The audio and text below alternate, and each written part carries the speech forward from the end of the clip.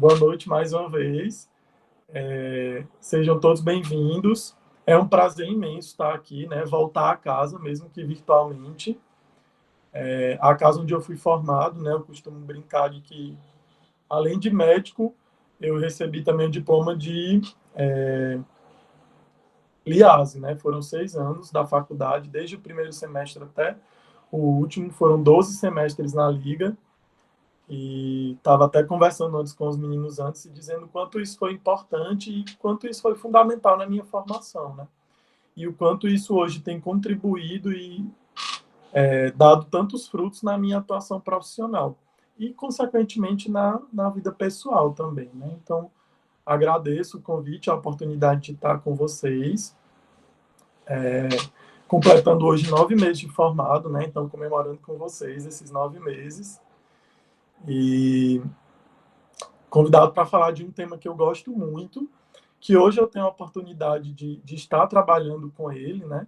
Eu não tenho uma formação diplomática, por assim dizer, né? Acho que não seria nem essa palavra, mas eu não tenho formação em cuidados paliativos, uma residência ou uma pós-graduação, mas ao longo da faculdade, ao longo desses 9 meses, tenho trabalhado bastante com isso, principalmente desde abril, que foi quando eu comecei a trabalhar no Serviço de Atenção Domiciliar de Fortaleza, que é o programa Melhor em Casa, onde a gente trabalha numa equipe multidisciplinar de atenção domiciliar com pessoas que estão, em sua maioria, em cuidado paliativo, né? E aí a gente tem a oportunidade de oferecer para essas pessoas tanto a modalidade de cuidado paliativo mais precoce, né, quando eles têm uma doença que ameaça potencialmente a vida deles, mas que existe ainda uma grande perspectiva de melhora da doença, né, ou até mesmo de cura, como também temos a oportunidade no programa de ofertar cuidado paliativo exclusivo, né, para aquelas pessoas que já não têm uma perspectiva de melhora, que é o que a gente chama de prognóstico, né? Tem um prognóstico curto reservado, e a gente tem a oportunidade de oferecer para essas pessoas o cuidado paliativo exclusivo, né? Então, a possibilidade de ter amor, carinho, de adotar para eles medidas de qualidade de vida. E aí eu, já entrando, né, nessa seara do cuidado paliativo, eu queria situar vocês, né, trazer um plano de fundo, né, um background de como começou, né, mais ou menos a se falar e a se trabalhar as questões relacionadas ao cuidado paliativo. Né? Foi dentro de um cenário onde estava acontecendo um envelhecimento progressivo da população, um aumento da prevalência de câncer e de outras doenças crônicas como consequência do envelhecimento dessa população, também um avanço tecnológico associado ao desenvolvimento da terapêutica, né? Então as medidas de terapia ofertadas às pessoas que estavam em adoecimento, né, sofrendo, padecendo de alguma doença, também foram cada vez tendo maior desenvolvimento e também foram chegando à maior parte da população. A gente passou, então, com esse aperfeiçoamento tecnológico da saúde e da terapêutica, a ter doenças mortais que se transformaram em doenças crônicas, né? Então, a gente tem aí o câncer, né? Hoje a gente tem pessoas que têm diagnóstico e arrastam essa doença por anos, né? Um diagnóstico de uma doença que ameaça potencialmente a vida, né? Vocês podem guardar esse termo, né? Doenças que ameaçam potencialmente a vida. Quando se lembrarem do cuidado paliativo, pensem sempre nisso. Doenças que ameaçam potencialmente a vida. E aí, justamente por conta de toda essa terapêutica e dessas doenças mortais que se tornaram, em sua maioria, crônicas ou em boa parte crônicas, a gente teve a longevidade, um maior tempo de vida para os portadores dessa doença ou dessas doenças, né? E aí a gente tem o câncer, a gente tem aí os acidentes vasculares cerebrais, a gente tem uma seara de doenças que passaram, né, até mesmo a doença de Alzheimer, as outras síndromes demenciais, né, que foram fazendo com que as pessoas de maior idade, mais velhas, elas ficassem, tivessem uma maior vida, convivessem maior tempo com essas doenças ameaçadoras da vida. Então, foi nesse contexto que que surgiu o movimento do cuidado paliativo, né? A pioneira, a criadora do cuidado paliativo, acredito que vocês devem conhecer um pouquinho, se não conheceram ainda, vocês podem pesquisar depois, é a Cicely Saunders, né? Ela é uma das criadoras do cuidado paliativo, ela é criadora do movimento Hospice, e ela foi quem começou todo esse movimento, por assim dizer, no mundo, né? A palavra cuidado paliativo vem de palio. Palio era um manto que os guerreiros, na época das cruzadas, usavam, né, durante a travessia deles, durante esse movimento das cruzadas, e que envolviam eles, protegiam eles, né? Então, o cuidado paliativo ele traz para a gente essa perspectiva da proteção das intempéries da vida, né? Tal qual os guerreiros cruzados usavam durante as intempéries do percurso, a gente adota o cuidado paliativo para aquelas pessoas que estão passando por doenças ameaçadoras, né? Por intempéries causadas por doenças ameaçadoras da vida. Né? O movimento que a Cicely Saunders começou foi o movimento que nós damos o nome de hospice, né? Existem hoje vários hospices, são casas de cuidados ofertadas a pessoas que estão em cuidado paliativo. Né? Então, a gente tem aí pelo mundo todo essas casas, chamado hospice. O movimento hospice moderno é justamente o que hoje a gente tem feito para além dos hospices tradicionais, dentro da casa das pessoas, dentro dos hospitais, nos nossos ambulatórios. Né? Vocês aí da Liga, acredito que ainda tem a oportunidade, né, Vandir, de passar pelo ambulatório da dor, junto com a doutora Sandra. E se tem essa oportunidade, vocês lá veem na prática, né, o movimento hospice moderno, o cuidado paliativo ofertado a essas pessoas, né, que foi, então, oriundo do movimento hospice criado por Dame Cicely Saunders. Né? Tem uma historinha dentro do cuidado paliativo que é relacionada a David Tasman. David Tasman, eu não sei se é exatamente essa a pronúncia, é uma pessoa que foi uma pessoa que Cicely Saunders teve a oportunidade de cuidar durante o fim de vida. Né? E aí o David Tasman ele disse que queria contribuir, né, com a obra da Cicely Saunders. E aí ele disse que queria ser como uma janela dentro da obra da Cicely. E aí no primeiro hospice criado, que é o Hospice St. Christopher, que foi criado pela Cicely Saunders, ele fez uma doação financeira que criou, justamente que comprou, por assim dizer, uma janela da casa, né? E aí ele ficou eternizado dentro da história do cuidado paliativo, fazendo essa passagem na vida da Cicely Saunders, sendo essa janela, né? Sendo assim, entre aspas, essa janela dentro da casa da Cicely Saunders, dentro do primeiro hospice criado, que foi em 1967, que foi o St. Christopher Hospice. Certo?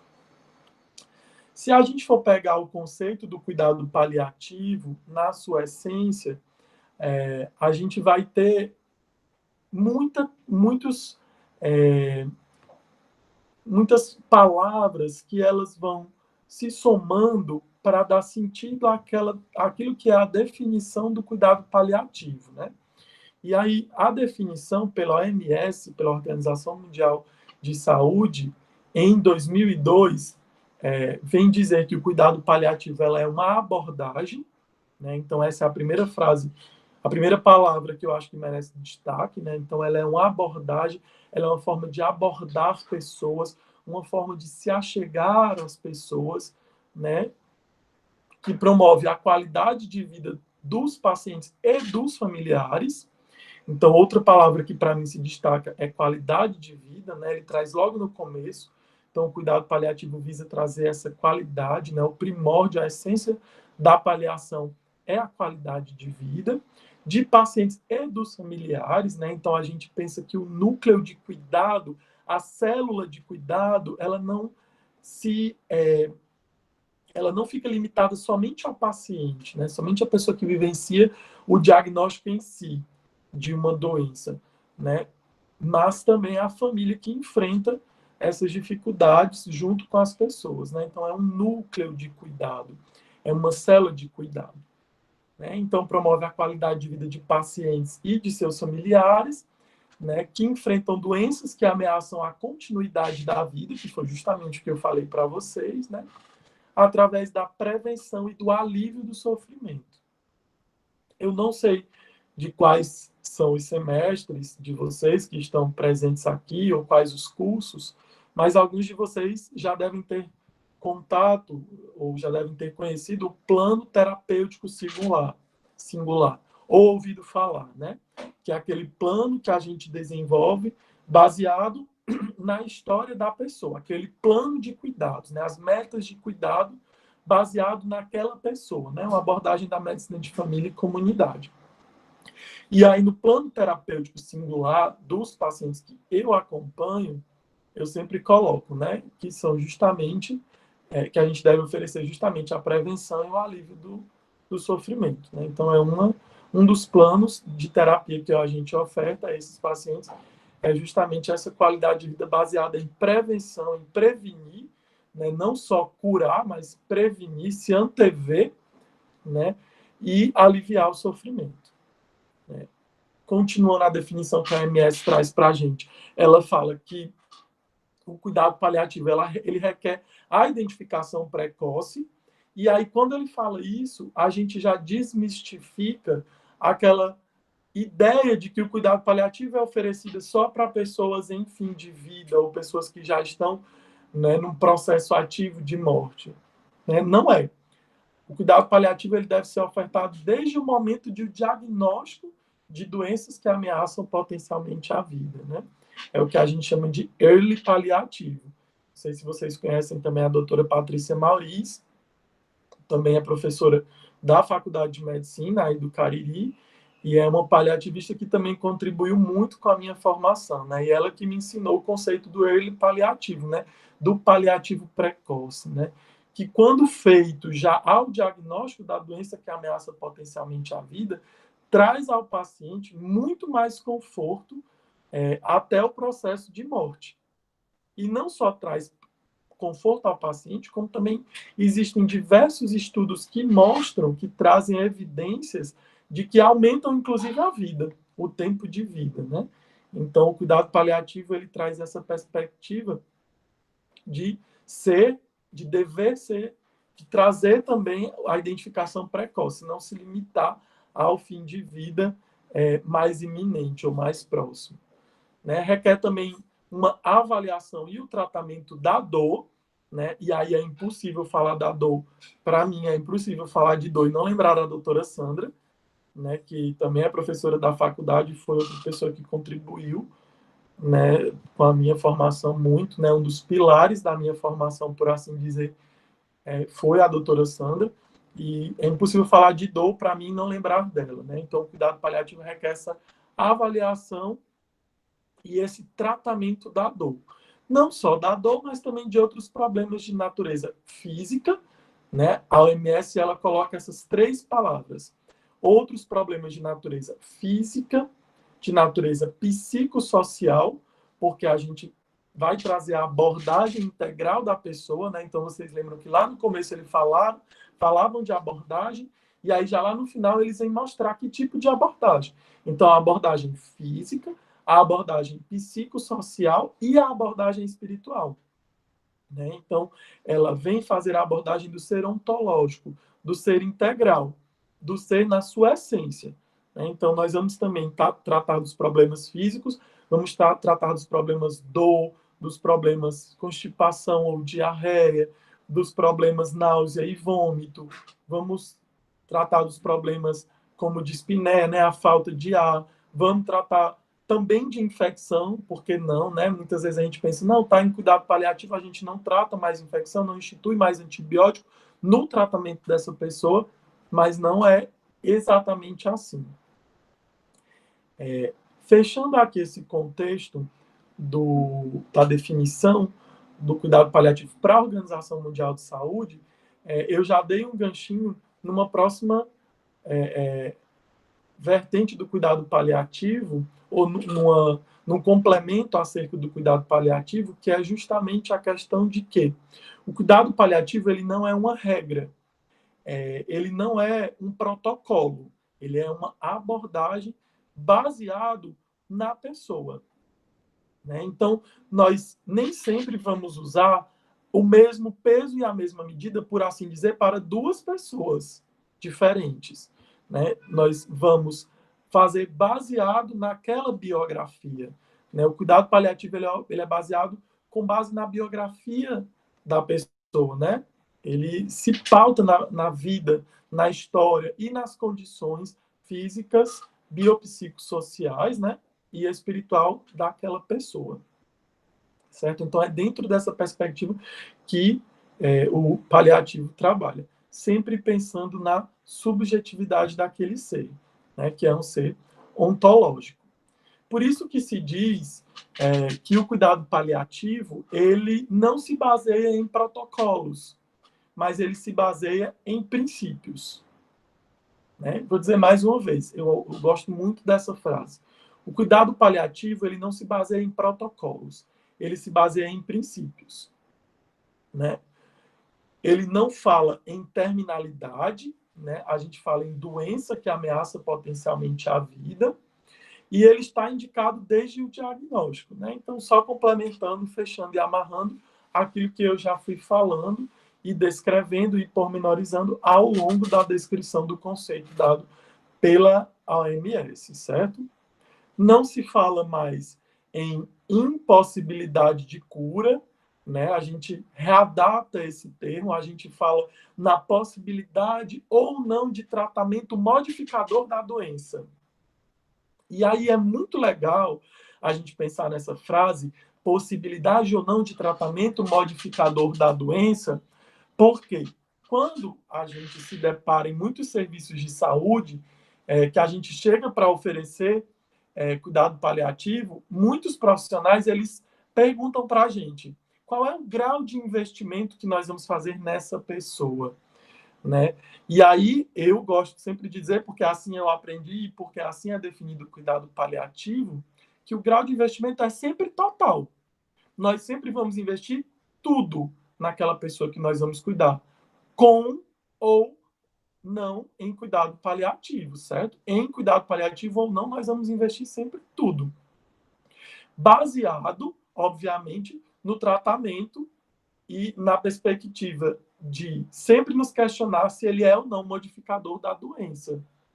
Né? Então, eu me deparei esses dias com uma paciente que eu estou tendo a oportunidade de cuidar, que está com câncer, já em estágio avançado, né, já com metástase, é um câncer de esôfago, mas que já tem metástase para o trato gastrointestinal, né, já tem, desculpa, o esôfago faz parte do trato gastrointestinal, né, é um câncer de esôfago que já tem metástase para outras áreas do trato gastrointestinal, do pulmão também, e aí foi solicitado alguns exames para essa paciente por outro profissional, porque eu acompanho em conjunto, né, eu acompanho dentro da perspectiva do cuidado paliativo, foram solicitados alguns exames para realizar, para se instituir uma terapêutica que eu fiquei me questionando se realmente iria ou não modificar a doença dela. Né? E fiquei me questionando até onde eu iria realmente levar adiante aquele tratamento, né? Porque era um tratamento que não ia modificar a doença dela, né? Obviamente que isso é algo que a gente vê que vai trazer uma qualidade de vida para a pessoa, a gente aposta. Mas se a gente vê que não, né, que pelo contrário, isso vai prolongar a custa de muito sofrimento, então a gente começa a pesar. E aí entra também um outro conceito dentro do cuidado paliativo que é muito utilizado, que é o ajuste de expectativas, né? Porque muitas vezes, quando se adota para uma pessoa uma terapêutica, de certa forma, que traz para ela uma esperança de mudança completa da sua realidade. Então, por exemplo, não, nós vamos oferecer para você essa terapêutica, vamos adotar isso para você, porque isso, de certa forma, vai curar você, né? Sendo que a gente sabe que esse tratamento não modifica a doença. Então, isso gera, às vezes, uma expectativa na pessoa, de modo que quando ela chega para o paliativista ou para qualquer pessoa que está oferecendo cuidado paliativo, né, a gente precisa fazer um ajuste e, de repente, encontrar o anseio dela, aquilo que ela pensa, que ela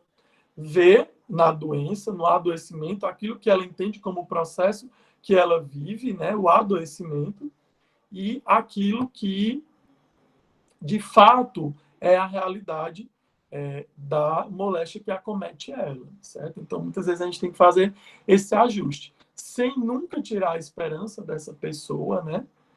Porque a gente não vive sem a esperança, então, sem tirar a esperança, mas fazendo como que um encontro, um entrelaçado de expectativas, né?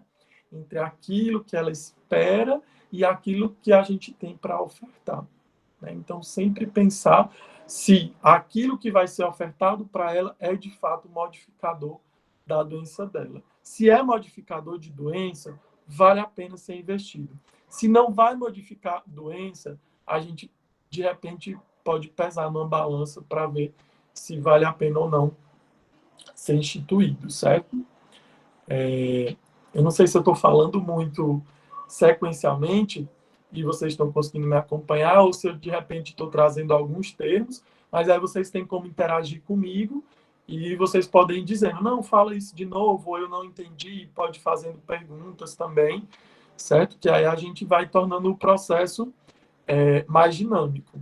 A gente vai conseguindo construir esse processo e não somente eu chegar aqui e trazer informações para vocês, né? Bom, dentro também da perspectiva do cuidado paliativo, a gente tem alguns fundamentos éticos, né?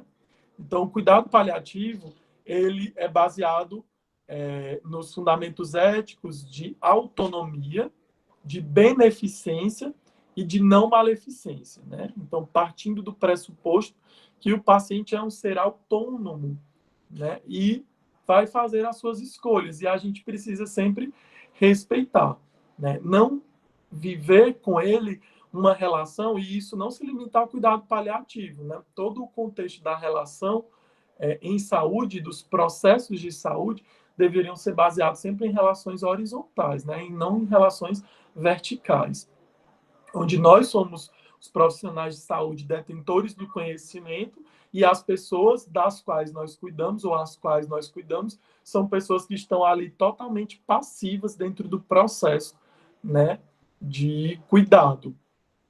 É errôneo esse pensamento, né? E é muito mais benéfico tanto para nós, e eu digo isso hoje não só como estudante, porque eu falei isso muitas vezes, né? Hoje eu tenho a oportunidade de falar como profissional. É muito gratificante para nós e traz muito sentido ao nosso cuidar quando a gente consegue estabelecer uma relação horizontal com as pessoas que nós cuidamos. Quando a gente olha elas frente a frente, né? Eu tenho essa mesma paciente que eu relatei para vocês, que é uma paciente que está em cuidado paliativo, ela fica sempre numa redinha, né? Ela dorme numa redinha. E a redinha dela é bem baixa, é próxima ao chão. Então, quando eu vou para a casa dela, que eu começo a atender, eu sempre gosto de ficar à altura dela, então eu me sento no chão. Ou eu puxo um banquinho para ficar lá, geralmente tem um banquinho, de modo que eu sempre fique à altura dela. É uma postura física, mas que conversa fisicamente com aquela pessoa que a gente cuida. Lembrando que a gente não se comunica só através do verbal, mas o nosso gestual, que a gente veste, né, fala bastante sobre a gente, diz muito sobre a gente. Então, essa relação horizontal, esse contato com o outro que a gente cuida, dentro de uma perspectiva de caminhar de mãos dadas, é muito mais gostoso. Torna o processo de cuidado menos pesado. Você consegue receber devolutivas da pessoa e dos familiares que você cuida de maneira muito positiva e que te incentiva, de modo que as relações horizontais, as relações próximas dentro do processo de saúde e doença, eles trazem uma perspectiva de realização.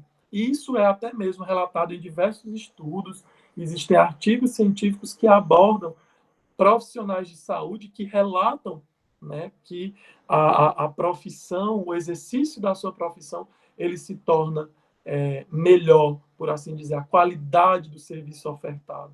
Ao passo que outros profissionais que também que não entram nesse processo têm uma tendência muito maior às síndromes de burnout, né, ou a síndrome de burnout, a síndrome do esgotamento pelo trabalho. Né? Então, é sempre bom a gente trazer essa perspectiva. E essa é uma perspectiva bastante levantada, é uma bandeira bastante levantada dentro do cuidado paliativo, certo? Então, princípios... Rafa, isso é Oi. muito importante que tu falou, né? Só dando um comentário, porque muitas vezes a gente vai passar a visita no hospital e, tipo, o paciente tá deitado, tá acamado, então é um paciente que é cadeirante, não consegue levantar, e aí a gente fica de cima para baixo, realmente, né? Perdurando essa relação vertical. A gente às vezes não se atenta aí até onde o paciente está. A gente, na nossa comodidade, no nosso conforto, ficamos ali. Às vezes, se fosse um outro profissional que chegasse na casa de um paciente, ele tivesse numa rede, né, sem conseguir levantar, ia falar dali mesmo, de pé, e o paciente ia ter que ficar olhando para cima. Então, isso realmente é muito importante, se refletir. Às vezes a gente faz isso no dia a dia e nem percebe. A minha maior angústia durante a pandemia era não poder abraçar meus pacientes. Foi realmente muito angustiante. Eu não podia abraçar eles e eu não podia sorrir para eles, né? Porque eu estava ali com aquela máscara no rosto. Então, isso foi uma grande angústia. Eu já sou extremamente afetuoso e na minha relação com eles eu gosto mesmo de abraçar. Eu gosto do toque, né? O toque, para mim, ele é terapêutico também. Ele também tem a perspectiva terapêutica, né? E aí não poder abraçar eles, não poder dar um gesto mais palpável, né, de carinho mesmo, foi um grande desafio para mim, né? A gente teve que aprender a desenvolver outras técnicas de contactação afetuosa, né? Então, a sorrir com o olhar, a usar mais das palavras que também pudessem trazer esse conforto e esse alívio. E a gente que cuida das pessoas em fim de vida ou de pessoas em cuidados paliativos, a gente aprende muito. E o tempo todo. E o processo parece que é uma reciclagem contínua. Né? Tudo que eu já sabia sobre o cuidado paliativo, eu aprendo cada vez mais, né? Agora mais na prática, e cada vez mais eu tenho novas reflexões, né? Então, algo que essa semana também eu vou trazer bastante experiências, né? Eu gosto, né? O Evandir, que já me conhece há algum tempo, sabe que eu gosto de trazer experiências. Eu acho que isso é muito mais formativo do que simplesmente eu chegar aqui e jogar conceitos que vocês podem fazer uma pesquisa e encontrar. Né? Então, uma das pacientes também que eu estou cuidando, uma paciente linda, por sinal, uma perspectiva de espiritualidade muito forte, uma expressão de espiritualidade extrínseca muito forte, tanto ela como os cuidadores, né? Eu cheguei e eu percebi que a família, os cuidadores estavam vivenciando um processo de síndrome de esgotamento do cuidador, né? Estavam cansados já por todo aquele processo de cuidado e de oferta de cuidados à paciente. E eu percebi alguns profissionais da equipe ouvindo as cuidadoras, ouvindo as queixas das cuidadoras e sempre procurando responder, sempre procurando apontar uma solução, né? Sendo que era nítido que elas não estavam querendo uma solução, até porque era difícil se encontrar uma solução naquele meio, porque elas não tinham como abandonar a mãe que elas cuidavam, né? E aí o sofrimento justamente vinha dessa angústia de estar cansado, de ver-se cansado, mas de não poder descansar. Né? Elas relatavam assim: a gente gostaria de um dia poder dormir até mais tarde, ou a gente gostaria de um dia poder dormir mais tarde assistindo alguma coisa, ou de sair, mas a gente não pode, porque a gente sabe que se a gente dormir mais tarde, no outro dia a gente vai estar mais cansado, para dispensar o cuidado a ela. Ou se a gente acorda mais tarde, nós vamos ter mais trabalho, porque vamos precisar correr mais para cuidar dela, porque é uma pessoa que precisa de banho, de comida na boca, de todos os cuidados de higiene pessoal, e aí essas cuidadoras estavam trazendo essa angústia. E aí o que eu trouxe de reflexão no cuidado dessa pessoa? Que muitas vezes as pessoas, elas não chegam para nós para pedir soluções. Elas chegam para nós para compartilhar o peso do que elas estão vivendo. Então, muitas vezes a gente só precisa escutar e acolher. Nem sempre a gente precisa trazer uma solução.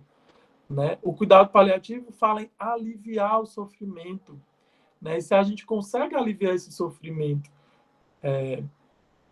ouvindo, acolhendo, então isso já está valendo. Né? Isso já é a perspectiva do cuidado. Né? Então, voltando para os princípios dos cuidados paliativos, um deles é promover o alívio da dor, né? Tudo a ver com o que eu estou falando agora. Promover o alívio da dor e outros sintomas desagradáveis, né? Então, a dor, ela é o carro-chefe, com certeza, né? O quinto sinal vital. Mas aí, para além da dor, nós temos também outros sintomas. E quando a gente pensa em sintomas desagradáveis, a gente não pode se limitar ao fato do físico. A gente precisa pensar também nos sintomas desagradáveis a níveis espirituais, né? Aquelas pessoas que acham que a doença que estão enfrentando é um castigo de Deus, né? Então estão em sofrimento espiritual porque acham que a doença, que aquele câncer que elas têm é um castigo de Deus, né? E outros sintomas também, como o esgotamento emocional, né? Que também é um outro tipo de sintoma desagradável que a gente também tem que abordar, tem que promover o alívio, né? Os sintomas sociais também, né? Então, eu sempre procuro fazer o que eu chamo de diário de memória das pessoas que eu cuido, né? Em cuidado paliativo, que nada mais é do que tentar saber o que elas gostam de fazer, o que elas faziam no seu dia a dia, na sua rotina, antes de ter aquela doença, né, que incapacitou ele. Eu chamo diário de memória. Talvez tenha um outro nome, enfim, eu chamo assim.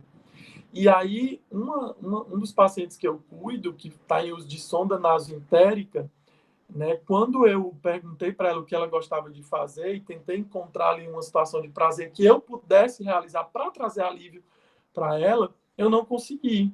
Porque o que ela gostava de fazer, que ela me disse, era ir para o supermercado comprar as coisas.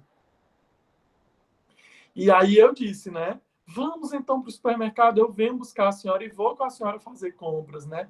O bom do cuidado paliativo é porque ele traz essa perspectiva da realização das vontades, das últimas vontades, né? Das diretivas antecipadas de vontade, que já é um outro tema que vocês podem estudar depois. E aí vamos, e ela disse, não, eu não vou. E eu disse, mas por que eu venho buscar a senhora tem medo de quê? E aí uma das filhas olhou para mim e fez... E aí eu entendi que, na verdade, ela estava vivenciando também um sofrimento social, porque ela gostaria de sair para voltar a fazer aquela atividade que ela fazia, mas ela não se sentia à vontade de sair na rua com aquela sonda nasentérica no nariz. E aí eu ainda estou no processo de tentar convencê-la que dá para ela sair assim, mesmo assim. Mas é um sofrimento social, né? Então a gente precisa aliviar de alguma forma. E aí eu, enfim, estou na luta para transformar a sonda dela numa gastrostomia, de modo que a gastrostomia fica ali embaixo da roupinha, bonitinha, porque ela realmente não vai ter possibilidade de se alimentar, mas pela boca, dado já o processo dela. E aí a gente vendo se consegue, se é proporcional, se realmente vai ser para ela modificador a gente oferecer uma gastrostomia e de repente conseguir realizar essa vontade dela, que era a vontade de fazer o mercadinho dela, né? Então, diário de memória, fica a dica para vocês, tá bom? Outro princípio dos cuidados paliativos é afirmar a vida e considerar a morte como um processo normal. Eu gosto muito disso, de afirmar a vida. E aí a perspectiva do diário de memória, que eu falei para vocês agora há pouco, ela vem justamente para afirmar a vida. Semana passada, há uma semana, eu levei um paciente em cuidado paliativo exclusivo, né, já sem perspectiva nenhuma de cura, para a praia. É um paciente que gostava muito de praia, que tinha manifestado o desejo de voltar à praia, teve um novo acidente vascular cerebral que o incapacitou ainda mais, né? E aí a família disse que queria realizar essa vontade dele, que era a diretiva antecipada de vontade, e nós levamos ele na praia, né? Depois eu posso até, quem me seguir vai ver que tem uma fotinha lá, obviamente que eu não coloco o rosto dele, a gente não pode, mas é uma foto que pega ele assim um pouquinho só da cabeça dele e a vista do mar, né? E foi uma experiência ímpar para mim, né? Eu nunca pensei que conseguiria, em pouco tempo de formado, né, ter uma experiência tão linda como foi essa experiência, né? De levar ele para a praia. Foi muito especial. Foi ele, a esposa, que também está em cuidado paliativo, também é cuidada dentro da minha equipe, e toda a equipe multidisciplinar. A fono, a terapeuta ocupacional, a nutricionista, a assistente social, a dentista, a enfermeira, eu, fisioterapeuta. Todo mundo se movimentou para aquele processo ali, né? A gente passou um mês preparando, avaliando todas as intempéries do percurso de casa para a praia e da praia para casa. E foi uma experiência única, né? Então, afirmando a vida, enquanto a vida, a gente vai fazer eles viverem com toda a intensidade deles, né? Até porque a gente tem que trazer para eles a perspectiva de que a morte é um processo natural dentro do contexto da vida, certo? Então, esse é um dos princípios do cuidado paliativo, né? Um outro conceito do cuidado paliativo, ele se baseia na definição de ortotanásia, né? Então, não acelerar a morte, nem não acelerar nem adiar a morte, né? Então, nem acelerar o processo, que seria uma eutanásia, né? Nem também adiar esse processo à custa de sofrimento, que seria a distanada. Então, deixar que o processo aconteça por si só, que seria a ortotanásia, né? E aí vocês podem estar se perguntando. Mas, Rafa, você falou que em alguns casos o cuidado paliativo até aumenta o tempo de vida. Sim, ele aumenta o tempo de vida porque ele traz qualidade de vida. Mas a perspectiva do cuidado paliativo não é aumentar, né? Não é adiar a morte, é trazer qualidade de vida. Se uma consequência dessa qualidade de vida é prolongar um pouquinho, mas não à custa de sofrimento, e sim à custa de alívio desse sofrimento, então é positivo para a gente a experiência. Certo? Um outro princípio do cuidado paliativo, que eu estou batendo bastante na tecla e que com certeza vocês já sabem bastante, é integrar os aspectos psicológicos e espirituais no cuidado do paciente, né? Psicológicos, sociais, culturais, espirituais no cuidado da pessoa. Lembrar sempre que nós somos seres ontológicos, né? Nós somos seres integrais. A nossa vida, ela não é composta só da dimensão física, mas de outras dimensões que precisam ser abordadas também, que um dos princípios do cuidado paliativo preconiza, então, né, essa integração, essa integralidade do ser. O outro princípio é oferecer um sistema de suporte que possibilite o paciente viver tão ativamente quanto possível, né? Então, é o que eu falei para vocês agora há pouco, do que eu levei para a praia, né? Então, tentar fazer com que eles tenham o máximo de atividade que eles conseguem desenvolver até o momento da sua morte, né? E isso está entranhado de maneira muito íntima a autonomia dele, né? Que é o primeiro princípio ético do cuidado paliativo, né? O primeiro aspecto ético. Então, a autonomia, fazer com que ele esteja ativo nas decisões. E aí isso também faz um link com o que eu falei do processo de horizontalidade das relações. Fazer com que a pessoa participe ativamente do seu processo, né? Fazer a comunicação da notícia de forma não violenta, esperar que a pessoa processe a notícia que ele recebe, deixar que ele faça as escolhas dele também dentro do processo de cuidado, de finitude, né? Saber se ele quer que aquela terapêutica seja adotada para ele. Entra aí a questão das diretivas antecipadas de vontade, mais uma vez eu falando sobre ela, né? Então, tentar fazer com que eles vivam tão ativamente quanto possível até o momento da sua morte, certo? Oferecer um sistema de suporte para auxiliar os familiares, sem dúvida nenhuma, né? Tanto durante a doença, como para enfrentar o luto. Isso é muito legal, porque o cuidado paliativo, ele cuida da família também no pós-morte. Né? Então, lá no nosso programa, a gente tem a consulta do luto. A gente oferece a consulta do luto para o familiar. Se ele quer que nós, que a equipe, chegue até a casa dele, né, na perspectiva da atenção domiciliar, que é a que eu trabalho hoje, e cuide também daquela dor, daquele luto, ajude ele no enfrentamento daquele luto, né? É o que a gente chama de a consulta do luto. A doutora Sandra também faz isso no ambulatório da dor, e eu não sei se vocês já teve, Vandia, a oportunidade de vivenciar isso com ela? Já sim. Teve um dia que eu tava lá que chegou dois familiares, na verdade. Era 2 semanas depois que a mãe tinha falecido, a outra tinha sido há alguns dias. Um familiar, esqueci quem era. E é bem impactante, porque você acha que não é comum, né, a família voltar, os familiares do paciente, mas eles sempre voltam e é com aquele alívio de ver que o familiar foi embora, né, morreu, partiu, só que de uma maneira serena e que teve qualidade até o fim da sua vida. É uma experiência única. É bastante especial. A consulta do luto, né, as que eu já tive experiência foram muito especiais para mim, né? Inclusive, uma consulta do luto muito especial que eu tive foi de uma paciente que morreu de Covid. E a família não quis internar, né? E eu fiz a avaliação dela em casa, né? Na perspectiva do Covid, né? Ela também já tinha outras doenças, já era um paciente com comorbidades, e, enfim. Realmente uma indicação de uma avaliação. E a família não quis internar e a gente fez a avaliação dela em casa. E a família agradeceu muito quando eu voltei, né? Para a consulta do luto.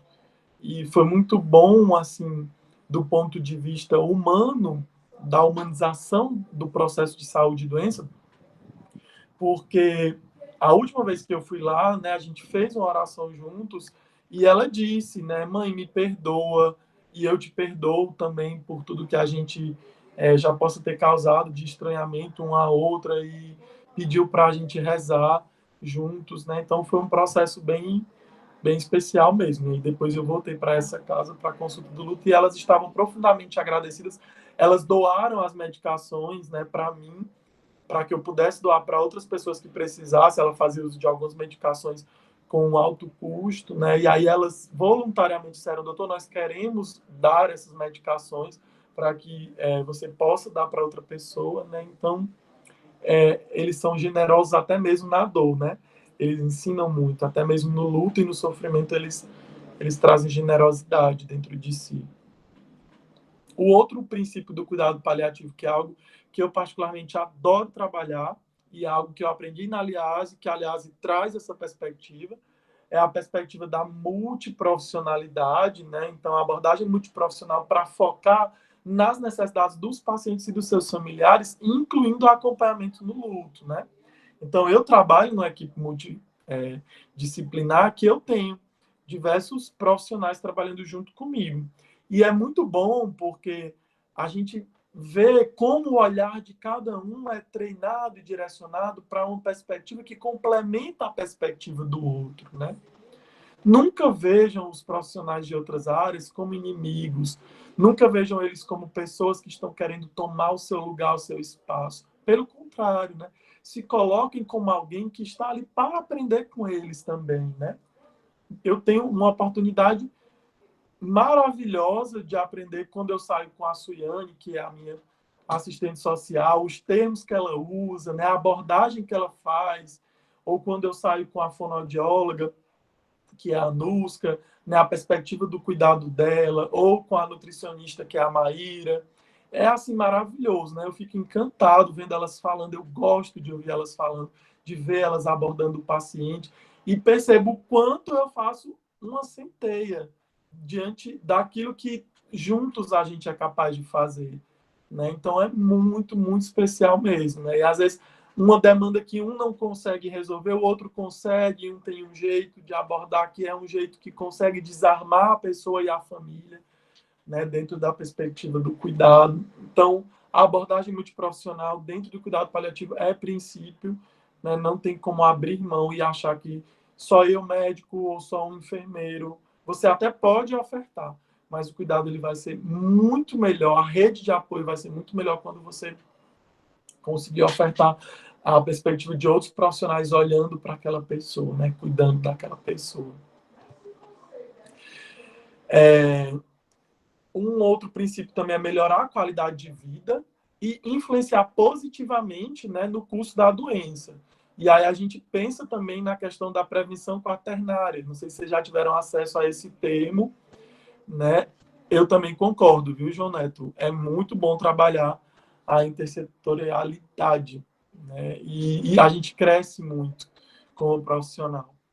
E aí, então, influenciar positivamente o curso da doença, a gente pensa na perspectiva da prevenção quaternária, né, que é aquela de prevenção de danos e agravos causados pela abordagem em saúde. Né? Então, o cuidado paliativo ele também tem essa perspectiva, tem esse princípio.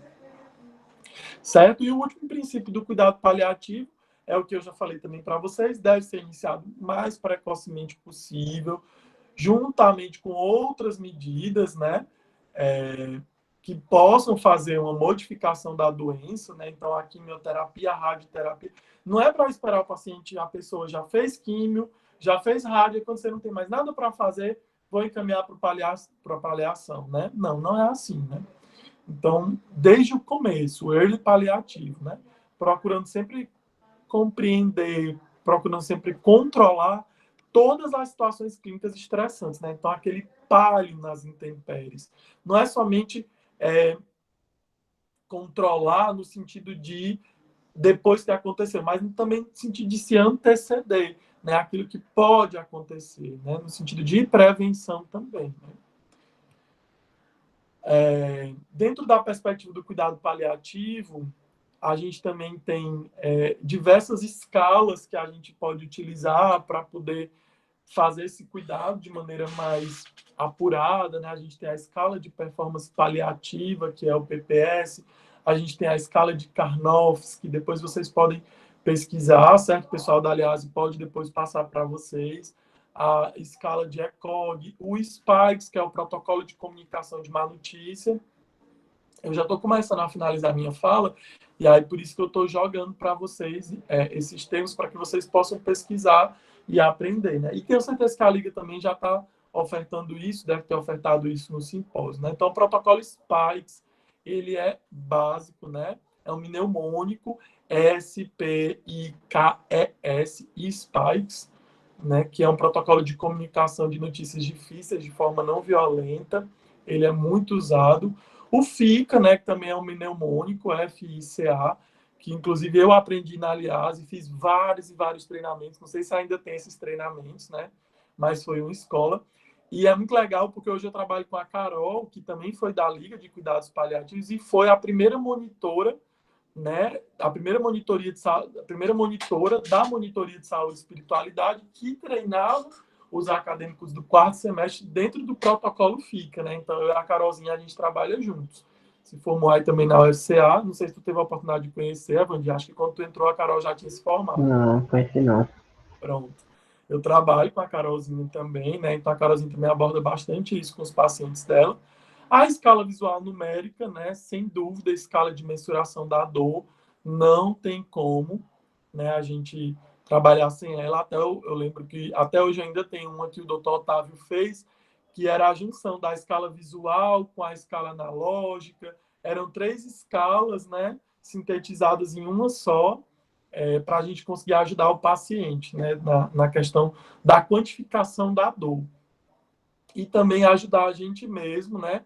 Karine Guiot chegou, né? Seja bem-vinda, né? E aí, na perspectiva da mensuração da dor e da eficácia da nossa terapêutica também, do alívio da dor. Né? A escada analgésica da MS também é outra coisa que vocês também podem se valer e podem estar estudando, certo? Para se aperfeiçoar nessa questão. Da minha fala de cuidados paliativos, de modo geral, eu acho que eu já trouxe um cenário de tudo que eu gostaria de falar, até porque a gente já foi quase 1 hora, né, aí. Mas eu sempre gosto de ouvir. né? Eu sempre gosto de conversar, de papear, e como a gente não está com um grupo muito grande, eu acho que dá para a gente fazer essa interação, né? Eu adoro essa parte de interação, acho que ela é tão ou mais construtiva quanto eu ficar falando, falando, falando. E aí, se tu quiser mediar, Evandir, Rafa, liberar... eu tenho uma dúvida, na verdade. Como é aí no serviço de vocês a relação da equipe de cuidados paliativos com as outras equipes? Por exemplo, a cirurgia, a oncologia, a clínica. Como é essa relação de vocês? Como é a indicação, a referência, a contra-referência de pacientes? Certo. Isso vai depender muito, Evandir, do serviço, certo? Do fluxo que o serviço estabelece. Então, uma coisa é a abordagem do cuidado paliativo feita a nível hospitalar. Tudo é cuidado paliativo, mas a forma como você aborda, ela vai mudar um pouquinho. Né? Uma coisa é você fazer o cuidado paliativo, ofertar o cuidado paliativo em casa, outra que é hoje o processo de trabalho que eu faço, né? A atenção domiciliar, o cuidado paliativo no domicílio.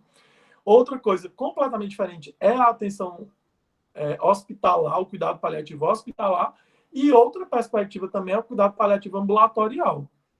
Né? No cuidado paliativo ambulatorial, o paciente vem para que você cuide dele, depois ele vai para casa. No hospital, ele está ali com você o tempo todo. E dentro do domicílio, você vai até ele, né? Então, eu acho que no domicílio a gente vê ele mais integralmente. Mas como que se dá a nossa relação, né? Então, ela depende muito do fluxo, né? Geralmente, as clínicas, né? Sejam elas cirúrgica, oncológica, clínica médica, elas identificam, né? Hoje a gente percebe que as pessoas elas já têm um maior conhecimento, uma maior abertura ao cuidado paliativo. Elas identificam, na maioria das vezes, aqueles pacientes que têm uma doença ameaçadora da vida e eles se baseiam muito na perspectiva de modificação da doença, né? Então, se existe ainda um tratamento, uma possibilidade de cura. Infelizmente, no Brasil, nós ainda recebemos pacientes para cuidado paliativo pelos diversos serviços, ainda, infelizmente, a maioria deles já com um processo de doença avançado, que é justamente o que eu disse para vocês que a gente não deve fazer. Né? Então, infelizmente, a gente ainda recebe muito o paciente já num processo bem avançado. Né? Então, já se foi tentado diversas coisas, não deu certo, vamos paliar. Né? Completamente diferente de quando a gente recebe um paciente que está no diagnóstico da doença, ainda no diagnóstico inicial, e a gente já faz junto o cuidado paliativo junto com as clínicas. Né? Quando ele vem para a paliação exclusiva, a gente tem mais liberdade, por assim dizer, né, para tomar algumas condutas. Quando ele está na clínica compartilhada, o cuidado paliativo precoce, né, a gente já vai trabalhar mais questões de diretivas antecipadas de vontade, controle de sinais e sintomas. Não que a gente não faça isso na paliação precoce, mas no cuidado paliativo compartilhado, a gente consegue fazer isso enquanto o paciente ainda tem uma boa funcionalidade, uma boa cognição. É diferente quando eu já pego um paciente que já está bastante demenciado, que já não compactua mais, ou que o nível de consciência dele é flutuante, né? O cognitivo dele ainda já está bastante prejudicado. Então, a interação da equipe de cuidado paliativo com a equipe médica que traz para a gente, ela ainda hoje é bastante baseado no cuidado paliativo já quase que exclusivo. Né? O que com certeza vocês não vão fazer, né? O que com certeza vocês vão mandar para mim, para os outros colegas que trabalham com isso, um paciente com um cuidado paliativo ou necessitando de cuidado paliativo desde o início da doença. Né? Ou mesmo vocês mesmos vão paliar, né? Não precisa obrigatoriamente ser um paliativista para paliar. Né? Essa é uma bandeira que a gente também tem levantado bastante, né? Para treinar os profissionais de saúde, treinar as equipes, para trabalhar também a perspectiva da finitude, do cuidado paliativo e da qualidade de vida como primordial no contexto, no processo de saúde, doença e adoecimento. Consegui te responder? Sim, foi além. Foi ótimo. Pronto, é assim. Se tiver mais alguém, Aqui, doutor. Boa noite. boa noite. Diante de tudo isso que o senhor acabou de nos relatar, como se trabalhar a família dentro de todo esse processo do cuidado paliativo? Seja o paciente estando no hospital, seja o paciente estando em casa. Então, como a gente fazer esse relacionamento, unificando a família, que também colaborem junto para fazer esse cuidado? Certo. Partindo do pressuposto daquilo que eu te falei, que o paciente ele é um núcleo de cuidado, que a doença, ou melhor, não vou usar a doença, né? Que aquela vida, ela é um núcleo de cuidado, né? Então, dentro dessa vida existem outras pessoas inseridas, a gente sempre vai pensar na perspectiva da abordagem da família, certo? Então, a gente tem que sempre trazer também para nós a questão do se importar com o que a família está vivenciando, né? Para mim, para eu que cuido, né? Para mim, para a pessoa que cuida no serviço domiciliar, é essencial o cuidado da família. Porque eu só consigo cuidar daquela pessoa em casa se eu tiver um familiar bem, um cuidador bem para cuidar. Então, o que eu sempre faço? Eu escuto os cuidadores, eu escuto as angústias deles, eu pergunto para eles quais são as angústias deles, eu pergunto como eles entendem o processo daquela doença, porque uma coisa é o que você diz para o paciente, certo? Para a pessoa. Outra coisa é o que a gente entende. Eu não sei se você já passou por aquela experiência de alguém dizer uma coisa para você e você, poxa, eu entendi completamente diferente, né? Então, muitas vezes as pessoas que nós cuidamos são pessoas humildes, levando o contexto da questão do SUS, né? Eu hoje não trabalho só no SUS, né? Eu trabalho com particular também, embora eu estou começando agora, mas eu trabalho essencialmente no SUS. Então, geralmente são pessoas, famílias que têm uma vulnerabilidade socioeconômica, e aí muitas vezes eles não entendem como deveriam entender. Então, eu acho que abordar primeiramente como ela entende aquele processo de adoecimento, como o familiar entende, é essencial para você entender o que ele sente, para você entender também qual é o sofrimento dele, né? E a partir disso cuidar, né? Então ouvir, né? Olhar, acolher, né? Obviamente que o foco vai ser a pessoa que está em sofrimento mais intenso, vivenciando muitas vezes sua dor total, mas a gente também tem que pensar na perspectiva do cuidador, né? Então trazer também o cuidador para pertinho da gente, né? Ouvir também, escutar também, acolher também, orientar também, né? Existe muito dentro do processo de cuidado paliativo em fim de vida a depressão, né, do cuidador, a ansiedade do cuidador, que a gente precisa também tratar, que para eles também são fonte de sofrimento, que para o paciente a pessoa também é fonte de sofrimento, porque ele vê o sofrimento do cuidador, né, por mais que eles escondam. E aqui eu vou fazer um parêntese para dizer que eu não falo do cuidado paliativo só como espectador, eu já vivenciei na minha vida, né? E, infelizmente, eu não tive um paliativista, né? Então, eu vivenciei exatamente o que o cuidado paliativo não quer quando eu perdi meu pai para o câncer, né? Quando ele teve câncer, né? Meu pai, ele não teve... Nós não tivemos abordagem familiar. Controle da dor a gente só teve porque a gente conseguiu, graças a Deus, pagar um profissional por fora para fazer o controle da dor, né? A parte de acompanhamento nutricional também, né? Mas ele em franco processo de morte, né? Processo ativo de morte, foi entubado, né? Uma coisa que não precisava ter sido feita para afastar ele da gente, né? Para tirar ele de perto da gente, né? Hoje, com o conhecimento e a consciência que eu tenho, eu não deixaria, né? Existem técnicas que trazem a livre conforto da dispneia, sem precisar entubar e afastar a pessoa, né? Então, eu falo também como alguém, ou melhor, eu falo como alguém que não recebeu cuidado paliativo, né? Como alguém que tem causa de conhecimento do que é perder uma pessoa sem que ela receba o cuidado paliativo, né? Então, o processo de cuidado da família e de trazer a família para perto da gente, ele é essencial. Eu gosto de dizer que o cuidado paliativo ele é como a galinha, que bota os pintinhos tudinho debaixo dela, né? Então, a gente traz tudinho, a gente traz o cuidador, a gente traz a família, às vezes a gente traz o vizinho, porque o vizinho é mais orientado, né? Eu até lembrei agora de um paciente que eu cuido e que quem cuida dele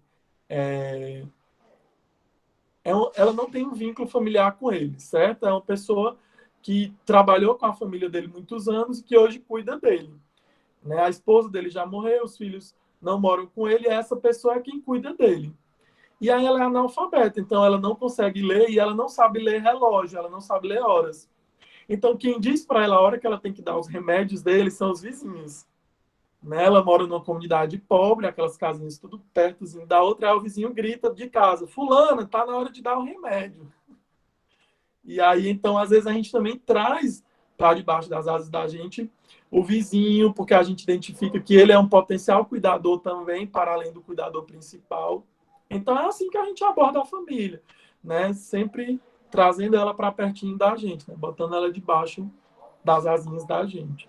Não sei se eu consegui responder responder a tua pergunta, João. Com certeza, é muito importante essa soma de valores, de sentimentos das pessoas que estão sempre envolvidas. Então, você acaba agregando cada vez mais um, mais outro, mais outro. Quando você vê, tem aquela rede, né? A interseccionalidade entre a família, entre o vizinho, entre um amigo, entre o primo que está longe, mas está dando para dar uma força. E assim você vai construindo cada vez mais. Isso mesmo. Tem mais alguém? Cadê a Karine, que não falou nada? Tá tão calada, né? Não é do feitio dela. Não é do feitio dela ficar calada. A Liga aula o foi... microfone, Karine. Eu acho que ela deve ter tido uma aula de nefro, para ela estar assim tão calada, né? Liga o micro. Tá sem som. Tá sem som, cara. Ela tá falando. Gente, Aí. desculpa. Eu não percebi que tava sem som, falando sozinha. Eu tava na aula, aí eu saí meio aperreada, tava tentando me concentrar aqui na fala do Rafa. Mas assim, eu já cheguei no final, que eu já peguei aqui a Maria, tenho certeza que foi sensacional. Rafa, conversando contigo e te convidando para vir dar essa palestra, né? Eu percebi algumas coisas no teu trabalho aí de recém-formado e tudo. E aí, nessa temática dos cuidados paliativos, eu queria te perguntar como tem sido esse teu autocuidado. Como está sendo isso na prática, né? Porque, assim, a gente fala muito isso na teoria, eu acho, né? A gente fala muito, a gente tem que ter autocuidado, tem que se cuidar para cuidar do outro, não sei o quê.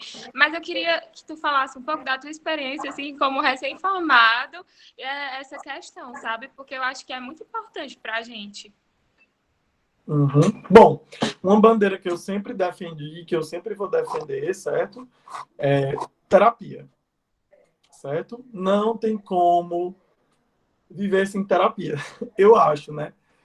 Talvez seja até uma colocação bem forte, mas eu, Rafael, né, não dá para ficar sem terapia, né? Então, a terapia é o que me ajuda dentro do processo pessoal e profissional também, né? É o que me deságua. Então, terapia, sem dúvida, é uma das coisas que eu tenho utilizado a meu favor, né? Não dá para ficar sem a terapia. Eu realmente não consigo ficar sem esse processo de autocuidado. As outras coisas é que já são um pouquinho mais difíceis, né? Então, a alimentação já é um pouquinho mais difícil, porque eu trabalho com esquema de plantão diário, né? Então, são 12 horas dia. E em horas eu estou na UPA, né? Uma vez por semana eu estou na UPA. E os outros 4 dias da semana eu estou no programa de atenção domiciliar, que é onde eu trabalho mais intensamente com cuidado paliativo, né?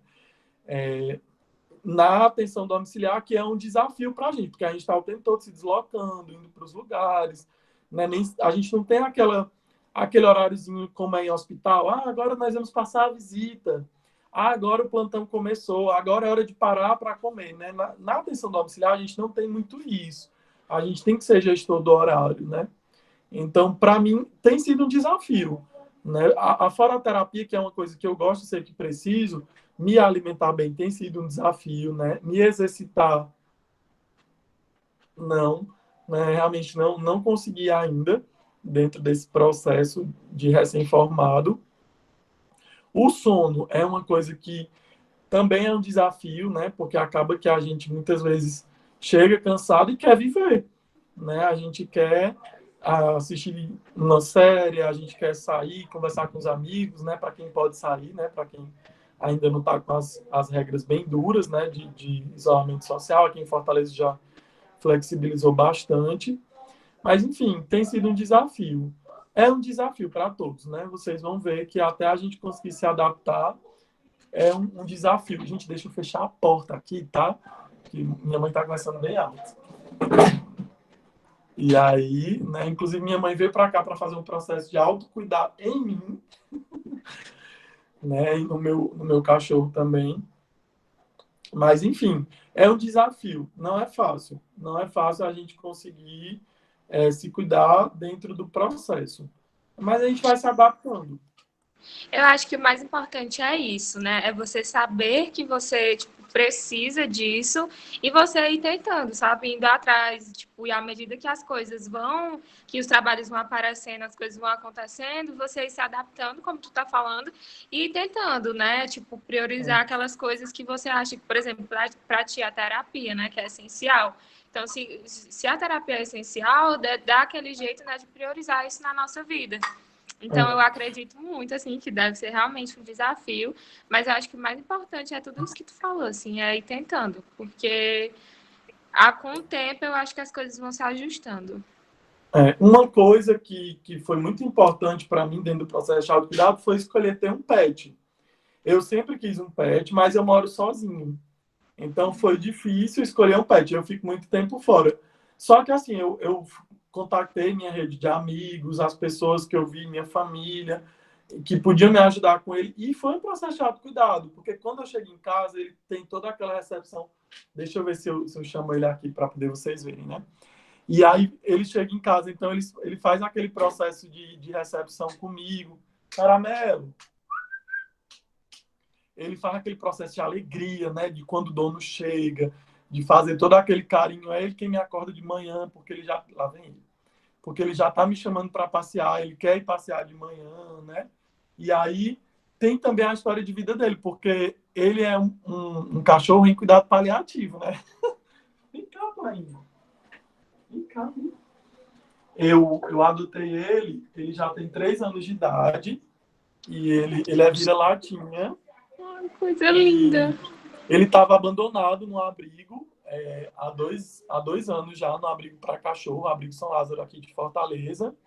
E ele chegou no abrigo depois de 6 meses numa casa sofrendo maus tratos, né?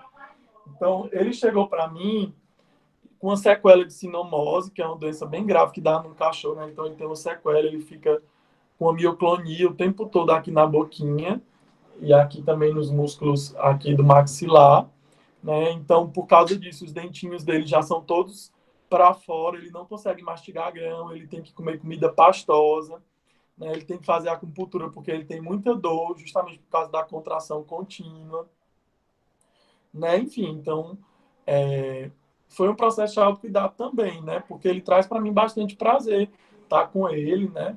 E ficar com ele, então acho que é um processo também de autocuidado, né, pai? Vai viajar, inclusive, esse fim de semana com o papai dele. E aí, eu acho que é isso, né? É a gente ir encontrando aquilo que traz prazer para a gente. Autocuidado é isso, né?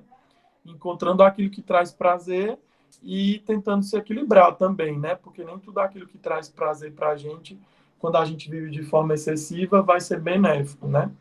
Existe a perspectiva também do equilíbrio. Ave Maria, eu já quero apertar. Que É só tu vir coisa aqui em casa. É só tu vir aqui em casa. No fim Eu de semana vou, pois eu vou e fazer essa visita, tomar um café, apertar ele. Ave Maria, que coisa fofa. Ai, muito linda a história também, Rafa. Ele é. Coraçãozinho. Mas Ele que é um bom, fofo. então. Feliz que vocês se encontraram. Muito feliz também. E é isso. Eu estou sempre à disposição de vocês, que vocês precisarem. Minha vida é um pouquinho corrida, como tu viu, né? É realmente um pouquinho corrida. Mas, assim, eu estou à disposição para compartilhar experiências. Eu acho que o mais legal é trazer experiências. E hoje eu tenho muitas experiências para trazer, né?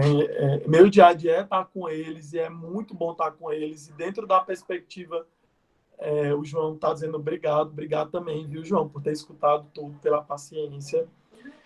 Dentro da perspectiva minha vida hoje gira, né, assim, também em torno desse cuidado, né, o cuidado domiciliar requer de nós um monitoramento, né, então às vezes a gente precisa estar bastante ligado ali para estar cuidando e conversando deles, né, mas aí é isso. Obrigado também, tá todo mundo mandando as mensagens tão lindas, obrigado também, viu? A gente que agradece demais, demais, demais. A gente sabe que tá corrido, que tá loucura. Então, assim, a gente sabe como esse momento, assim, foi único. Então, muito obrigada. Tenho certeza que foi sensacional. Vou assistir a gravação depois. Sempre é maravilhoso esse Porque encontro, vai né? valer muito a pena, tenho certeza. Sempre é maravilhoso esse encontro de alianças. Estou à disposição, viu? Qualquer coisa, só me chamar. A gente tenta se organizar. Se pudesse, os horários mais tarde são bem melhores para mim, porque são os horários que eu estou em casa já e que eu já consegui chegar, tomar um banho, comer, dar uma respirada, levar o caramelo para passear. E aí depois eu fico mais sossegado. Aí, em breve a gente está organizando para criar campos de estágios aqui no programa, viu? Sério. E receber acadêmicos para fazerem a experiência da assistência domiciliar, que nós não temos na graduação hoje. Né? Então, a gente está se organizando. Tu me avisa. Está se organizando e tem o intuito de receber. Né? A gente não sabe quando, mas a gente tem esse intuito de receber. Eu pego um busão daqui do Cariri e vou no outro dia. Não tem lugar onde ficar, tá bom? Aqui em casa está à disposição. Ótimo, Rafa. A gente agradece. Prazer reencontrar novamente. Prazer também. Morrendo de saudade de vocês sempre, viu? Apareçam. Morrendo de saudade também, quando passar isso, doido para dar um abraço, bem apertado. Maravilha. Manda um abraço aí para todo mundo, viu? Obrigada, viu, Rafa? Boa noite. Tchau, tchau. Boa noite. Rafa, boa noite. Bom descanso para vocês, viu? Abração. Para você também. Abraço, Rafa. Tchau. Tchau.